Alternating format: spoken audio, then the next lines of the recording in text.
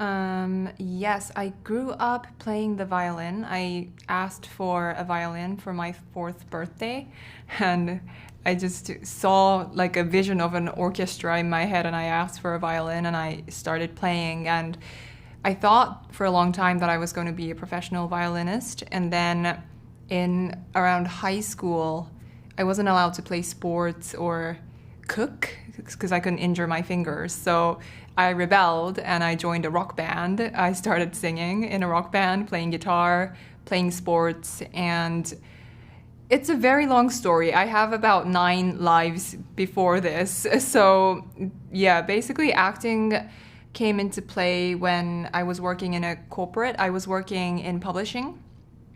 I was an editor, and I still write. I'm a writer and an actor, but I was working in publishing, and you know how Japanese publishing is. It's quite very hard. Every day is hard. It's long, and I was sleeping under the desk, and I didn't have time to see my friends, and I found myself watching a lot of films and TV shows from the US and Europe.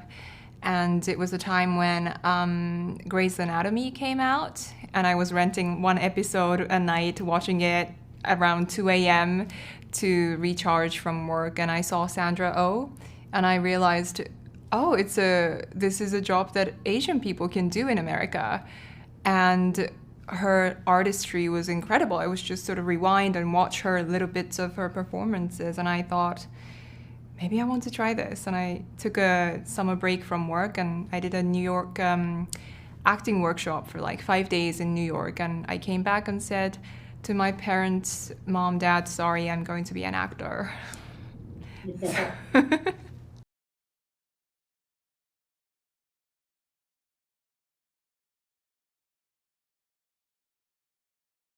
um, I, yes, the part, I guess I want to talk about how when I first read the character, I thought, this is not realistic. She couldn't have existed. It's maybe even too silly to believe that a Japanese woman could be doing all of this. So I had to figure out how to make myself believe as an actor that this was her reality and that it was possible. And I did some research, and I found out, and the writers knew this, but I found out that in the late 40s, the Fulbright scholarship started in Japan. So there were people coming to study and get higher education in the US, and there were some women, very few, but there were some women. So I thought, oh, it could have happened. And then there are some, notable people who went to get higher education even before the war, women. So I thought, oh, okay, this is possible. And then also there was a writer on our show, Carl Greenfeld, and his mother is a Japanese woman, very accomplished novelist and painter, award-winning painter. She moved to the States in around 1960, and Carl, the writer, he introduced me to his mother, so I got to speak to her, and she was the closest person I could find to somebody, a Japanese woman who moved to America and had that experience around that time. So hearing her stories really informed me what it was like as a Japanese immigrant at that time, and also hearing stories about her wartime experiences. Her father had a textile factory, and he was ordered to hand the factory over to the military, but he was a pacifist and he refused, and he shut the factory down. And I was so struck by this, that there were people who were so rebellious and sort of steadfast in their belief in such a difficult time.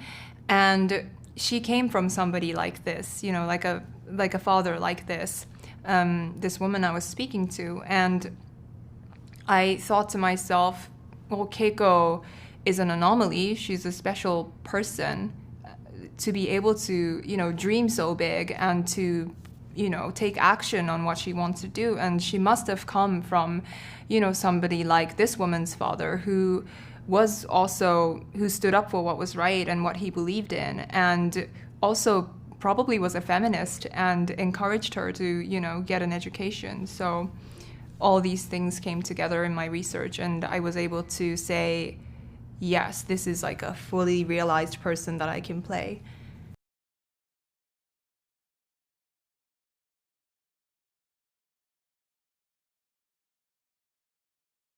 Yeah, I don't even know my grandkids exist.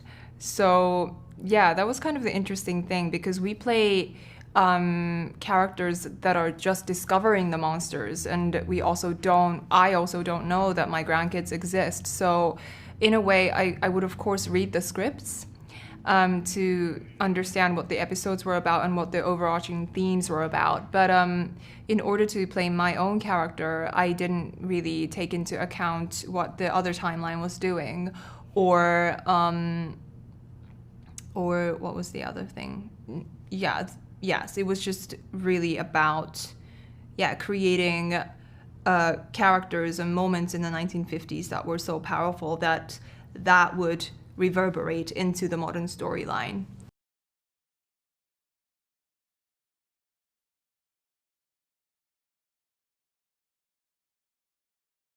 I think that we had incredible sets that were built from scratch, and we also shot most things on location, and these were epic places that we got to go and shoot. There is an episode where for the 1950s timeline, a lot of the scenes took place just with the three of us, exploring and sort of discussing things. So the first time, or one of the first times that I got to shoot a scene where there were maybe 100 extras in one room, it really sort of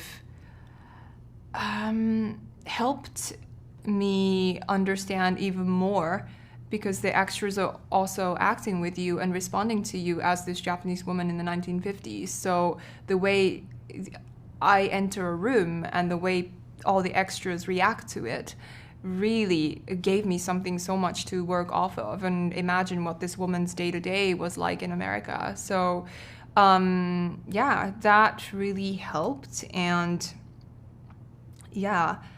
the scale of it was just the biggest scale of, that I've ever worked in. So everything was just impressive. And then you don't really know until the show was finished that I didn't really know until the show was finished what we were working on, the enormity, the scale of the show that we were working on. So it was an incredibly gratifying and also such a surprise to, see the little things that you were working on be put into transferred to such a enormous scale.